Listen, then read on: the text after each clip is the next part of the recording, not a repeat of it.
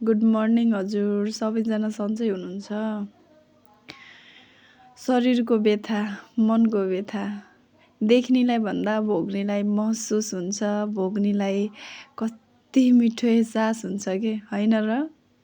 अनि हामी सबै आफ्नो आफ्नो समस्या समाधान गर्ने चक्करमा भेट हुन्छौँ गरे के। सायद हजुरहरूसँग नि कोहीसँग मेरो पनि भेट हुन सक्छ है। हजुरहरूलाई कसैलाई पनि हेल्थ रिलेटेड प्रब्लम छ भने मलाई सम्झिन सक्नुहुन्छ है। जिन्दगीको गोरेटोमा एक्लै हिँड्न गाह्रो हुन्छ अरे के। झन् रोग लागेपछि त झनै गाह्रो हुन्छ। त्यही भएर अब समस्या भन्ने कुरा त हामी जानेर बोलाएको हुन्नौँ। बिना कल बिना एसएमएसको हाम्रो जिउमा आउँछ के गर्नु। सन्चो त गर्नु पर्यो।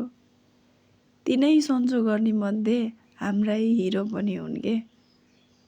अब के थाहा कसको जिउ कसरी सन्चो हुन्छ, तर जसरी हुन्छ त्यो मध्येको हिरो चाहिँ हाम्रो यी प्रोडक्ट पनि हो के ल।